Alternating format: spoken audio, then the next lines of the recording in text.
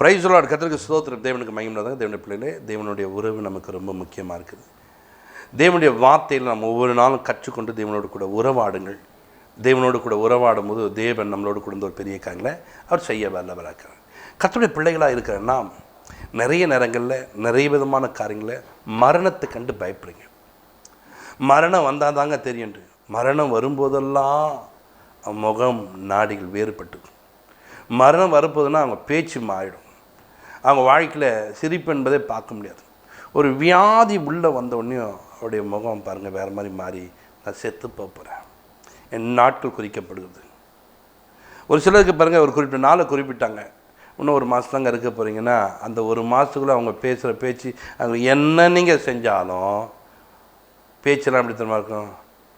ஏன்னா எனக்கு இப்படி போதும், என்னன்னா இன்னும் நல்லா பேச மாட்டேன்னா நானே வியாதிப்பட்டேன், நானே பலவீனமாக இருக்கிறேன், என்னால் எதுவும் முடியல, இப்படியே சொல்லக்கூடியவர்களாக மாறுறாங்க.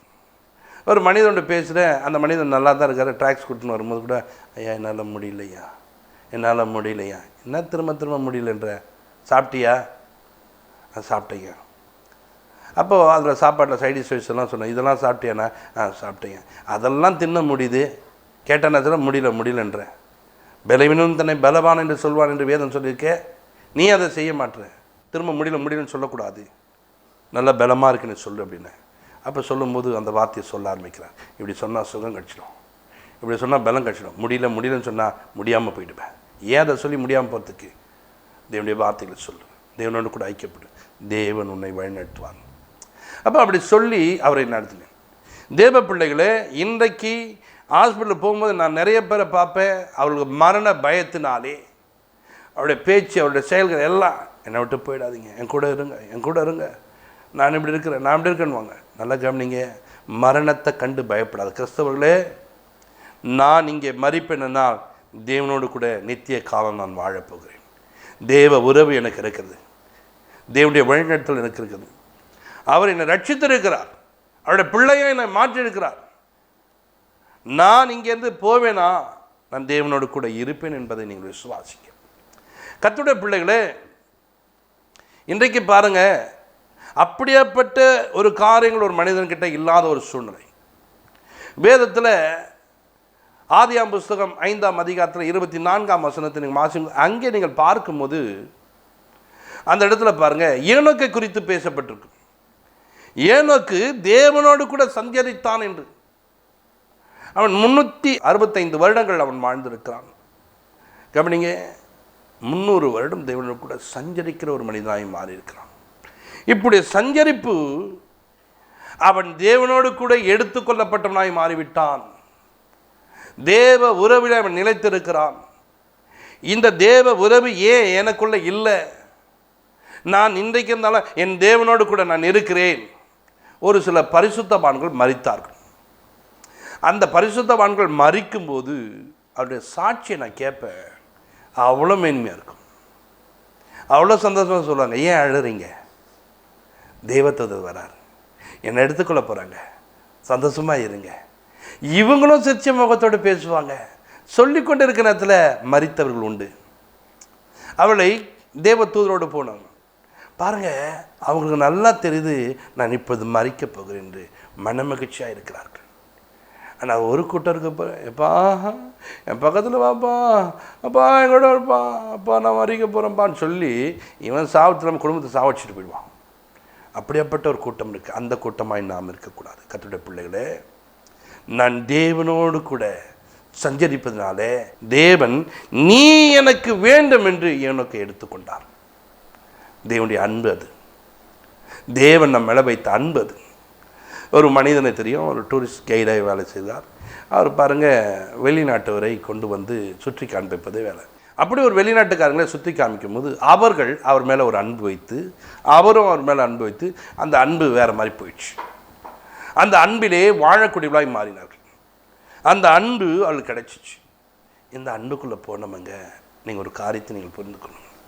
அந்த மாதிரி சொல்கிறாங்க, நீ எங்கள் ஊருக்கு வா, நான் உன்னை நல்லா வச்சு பார்த்துக்கிறேன், உனக்கு வேண்டியதை நான் என்ன பண்ணுறேன், கொடுக்கிறேன் என்று கொடுக்கிறார்கள். அவர் அந்த அன்புக்கு இணங்கினவரா, என்கிட்ட ஒன்றும் இல்லை, நான் ஊருக்கு வரத்துக்கிறேன், நான் எல்லாத்தையும் பார்த்துக்கிறேன்பா, அப்புறம் சொல்கிறாரு, எனக்கு மனைவி பிள்ளைகள் இருக்கிறார்கள்னு சொன்னார். உன் குடும்பத்தை என் குடும்பம் போல் பார்த்துக்கிறேன், அவங்களுக்கு என்ன செட்டில்மெண்ட் பண்ணணுமோ நான் பண்ணுறேன். பாருங்கள், இவருடைய பணத்தை எடுத்து, இவளுக்கு உண்டான சொத்து எடுத்து, இந்த மனிதன் மேலே வைத்த அன்பினாலே இவங்களுக்கு நான் எதை வேணாலும் செய்வேன் என்று செய்து அவர்களை தன் பக்கமாக எடுக்கிறார்கள். ஒரு பெண் பிள்ளைக்கு தன்னுடைய சொத்துக்களை இழந்தால் கூட இந்த மனிதனுக்கு வேண்டும் என்று ஆசைப்படுகிறார்களே. இந்த தேவன் மேலே நீங்கள் அன்பு வைத்து தேவனோடு கூட நெருங்கும் போது இந்த தேவன் உன்னை தம்மிடமாய் அழைத்து கொள்வார், மோடு கூட வைத்து கொள்வார். மறிக்கப் போகிறேன் என்று கவலைப்படுத்தவில்லை, இந்த மரண நேரங்களில் கூட சந்தோஷமாக இருக்கலாம். நான் தேவனிடத்தில் போவேன், நான் தேவனோடு கூட உறவாடுவேன், என் நிமித்தமாய் என் குடும்பத்தை தேவன் ரட்சிக்க வல்லவர் என்பதை விசுவாசிக்கணும். இன்றைக்கி அது இல்லாமல் நிறைய நேரத்தில் புலம்பிக் கொண்டு அழுது கொண்டு நம்முடைய வாழ்க்கை என்ன பண்ண வெறுத்து கொண்டு இருக்கிறோம். தேவன் நம்ம மேலே அளவு கடந்து அனுபவித்திருக்கிறான். அப்போது கவனிங்க, மரித்தேன் ஆனாலும் சதா காலங்களும் உயிரோடு இருக்கிறேன். மறித்தேன் ஆனால் நினைப்பில்ல, செத்து போய் உள்ள கலர்லேயே இல்லையே, நான் உயிர் தெரிந்திருக்கேன்னே. காரணம், எப்படிங்க நீங்கள் உயிர் தெரிந்தீங்க? எப்படி உங்களால் உயிர் தெழ முடியுது? தேவன் என் மேலே வச்ச அன்பு, தேவன் என் மேலே அன்பு வச்சதுனால என்னை அவர் மீட்டெடுத்திருக்கிறார், அவர் எனக்கு உதவி செய்திருக்கிறார், என் தேவையை சந்தித்திருக்கிறார். இன்றைக்கி நல்லா கவனிங்க, உன் வாழ்க்கையில் நீ எவ்வளோ பெரிய துன்பத்தில் இருந்தாலும் துயரத்தில் இருந்தாலும் மரண படுக்கையில் இருந்தாலும் நீ தேவன் பக்கமாய் சாய்ந்து வேத வார்த்தைகளை தியானித்து கொண்டு தேவன் மேலே அளவு கடந்து அன்பு செலுத்திப்பார். உன் மரண படுக்கையில் இருக்க உன்னை கர்த்தர் குணமாக்குவார். மரண படுக்கையில் இருக்கிற உன்னை அவரோடு கூட சேர்த்துக்கொள்வார். நீ கவலைப்படாத, கலங்கி நிற்காத. நான் போயிட்டேன்னா என் பிள்ளைங்க எப்படி இருப்பாங்க? இல்லை, கர்த்தர் குடும்பத்துக்கு பாதுகாவலராக மாறுகிறார். இந்த அம்மா அந்த மகனை எடுத்துக்கொள்ளும் போது அந்த அம்மா சொத்தை கொடுத்து அந்த பிள்ளைகளுக்கு வேண்டியதெல்லாம் பாதுகாப்பு கொடுக்குறாங்க. அவங்களுக்கு வேண்டியதெல்லாம் என்ன பண்ண கொண்டு வந்து கொடுக்க முடியும். உனக்கு எப்பெல்லாம் நினைப்பதோ அவங்களுக்கு என்ன பண்ண எதனா ஒரு செட்டில்மெண்ட்டை பண்ண முடியும். அப்படி தன்னுடைய காரியங்களை வைத்திருக்கிறாங்க. அதனால் தேவ பிள்ளைகளே, நாம் தேவனோடு கூட உறவாடுவதனால நமக்கு நஷ்டம் உண்டாகாது, நமக்கு அது லாபமாய் மாறிப்போகும். வேதத்தில் நீங்கள் பார்க்கும்போது எரேமியா 31:3 நீங்கள் வாசிக்கும் போது பிறகு இப்போது இங்கே அந்த வசனத்தில் நீங்கள் வாசிக்கும் போது அவருடைய அன்பு பாருங்கள், நம்மளை அந்த எக்கால துணி கேட்கும் போது நாம் எல்லாரும் எடுத்துக்கொள்ளப்பட்டவர்களாய் மாறுகிறோம். உயிரோடு தான் இருக்கிறான், கூரை மேய்ந்து கொண்டு இருக்கிறான், ஒருத்தர் எடுத்துக்கொள்ளப்படுறான். இயந்திரம் மறைக்கிறார்கள், ஒருவன் எடுத்துக்கொள்ளப்படுகிறான். வயலில் இருக்கிறான், ஒருவன் எடுத்துக்கொள்ளான். இன்னங்க அவங்க ஏங்க எடுத்துக்கினார்? அவர்கள் அவர் மேலே அன்பு வைத்திருக்கிறார்கள். வேலை செய்து கொண்டு தாங்க இருக்கிறாங்க, வேலையின் மேலே அன்பு செலுத்தவில்லை, அவர்களுக்குள்ளே இருக்கிற தேவன் மேலே அன்பு செலுத்தி கொண்டிருக்கிறார்கள். அதனால் இந்த பூமியில் ஆண்டவர் மேலே அன்பு செலுத்தினா 24 மணி நேரம் பைபிள் படிச்சுருவாங்க. இல்லைங்க, நீங்கள் வேலை செய்யுங்க. வேலை செய்கிற நேரத்தில் கண்டதை நீங்கள் என்ன பண்ண யோசித்து கொண்டு இருக்காத. வேலை செய்கிற நேரங்களில் தேவன் மேலே அன்பு செலுத்து, தேவ உறவிலே வா, தேவனோடு கூட ஒரு பழக்கத்தை வைத்துக்கொள். தேவன் உன்னை ஆசீர்வதிப்பார், தேவன் உன்னை வழிநடத்துவார். அப்படி உறவாடினவர்களை தன்னோடு கூட அவர் எடுத்துக்கொள்கிறார். பாருங்க, எக்காலம் ஊதுது. அந்த எக்காலம் ஊதும் போது அவருடைய ஈர்ப்பு, அவர் நம்ம மேலே வைத்த அன்பு, அவர் தம்மிடமாய் எடுத்துக்கொள்ளப்படுகிறார். ரகசிய வருகை, ரகசிய வருகையில் பாருங்கள், எல்லாரும் டக்குன்னு எடுத்துக்கொள்ளப்படுறாங்க. பாருங்க, உன் குடும்பம் எல்லாம் பார்த்துட்டு இருக்கோம், உன் பிள்ளைகள்லாம் இருப்பாங்க உன் கூட, ஆனால் கர்த்தர் உன்னை மாத்திரம் எடுத்துக்கொள்வார். சந்தோஷமாக போவேன். ஏன் தெரியுமா? நீ அவருக்கு வேணும், நீங்கள் அவருக்கு வேணும். அதனால தான் தேவன் என்ன பண்ணுறாரு? உன்னை தம்மிடமாய் அழைத்து கொள்கிறார். ஏங்க, இந்த பூமியில் ஒரு கவர்மெண்ட் வேலை கிடைக்குதுன்னா குடும்பமே சேர்ந்து என்ன பண்ணுது? நல்லா படி, போய் எழுது, நல்ல இது எழுது, அங்கே போய் சேர்ந்துன்னா உனக்கு நாளெல்லாம் இதுவாக இருக்கும். கவர்மெண்ட் வேலை சும்மா அந்த கவர்மெண்ட் வேலைக்கு படிக்கிறாங்க பாருங்கள், அவ்வளோ படிப்பு. ஏங்க, இந்த பரலோக கவர்மெண்ட் உன்னை வேலைக்கு எடுக்க போகுது. பரலோக கவர்மெண்ட்டில் நீ போய் துதிக்க போகிற, பரலோக கவர்மெண்ட்டில் பரிசுத்தர் ஆராதிக்க போகிற. அதுக்கு உன் குடும்பமே சொன்னா பைபிளை வாசி, கர்த்தருடைய பாடலை கேளு, கர்த்தரோடு நெருங்கு, கர்த்தருடைய உறவிலே நில்லு. உன்னை பரலோக தேவன் அழைக்கிறார் அவருடைய சன்னிதானத்துக்கு, அவருடைய சமூகத்தில் வந்து நீ அவரை ஆராதிக்க. பரிசுத்தர் பரிசுத்தர் பரிசுத்தர் நித்தமும் போற்றப்படுகிற தேவ தூதருடைய ஆராதனை காட்டில் என் ஆராதனை தேவன் பிரியப்பட போகிறார்.